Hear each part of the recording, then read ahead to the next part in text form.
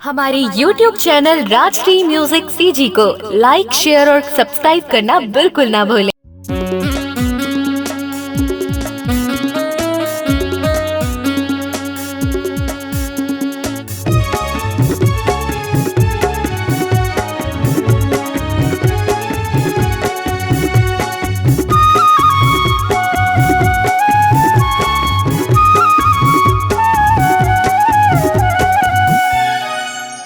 गोरीबो तोरे बोली, गोरीबो तोरे बोली, जैसे गुड़ के डाली है ना।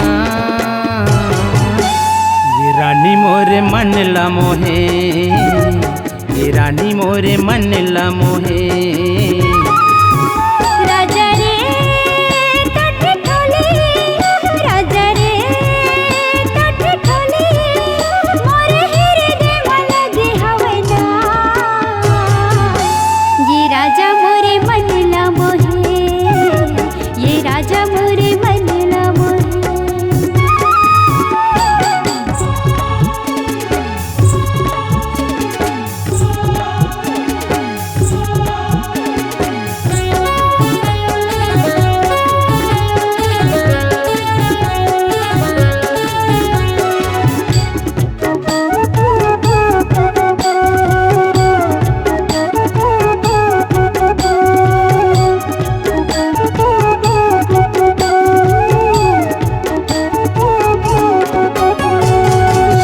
पागल है पाए बरतोला, आके हृदय लगा ले।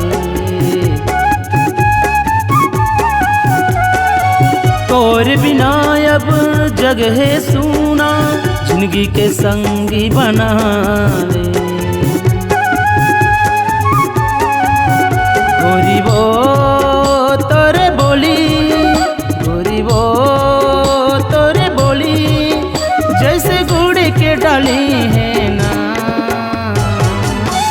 ये रानी मोरे मन ला मोहे, ये रानी मोरे मन ला मोहे।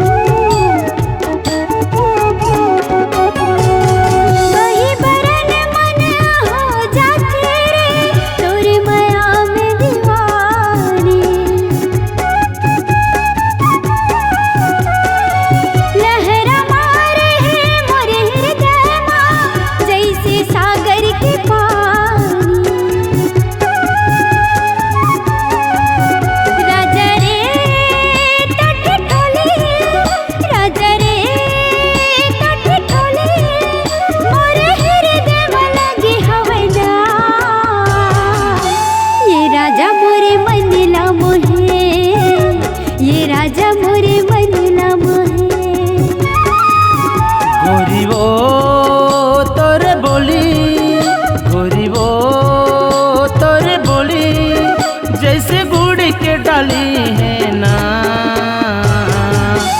ये रानी मोरे मन ला मोहे, ये रानी मोरे मन ला मोहे। ये राजा मोरे मन ला मोहे, ये रानी मोरे मन ला मोहे। ये राजा मोरे मन ला मोहे। अपने दिल की आवाज सुनने वाले, अपने आवाज से पहचान बनाने की ललक और अपना टैलेंट लोगों तक पहुंचाने के लिए आए राजश्री म्यूजिक स्टूडियो, जहां गाने और वीडियो की बेहतरीन रिकॉर्डिंग की जाती है। Rajshri music audio video recording studio, Birgaon, Raipur, Chhattisgarh.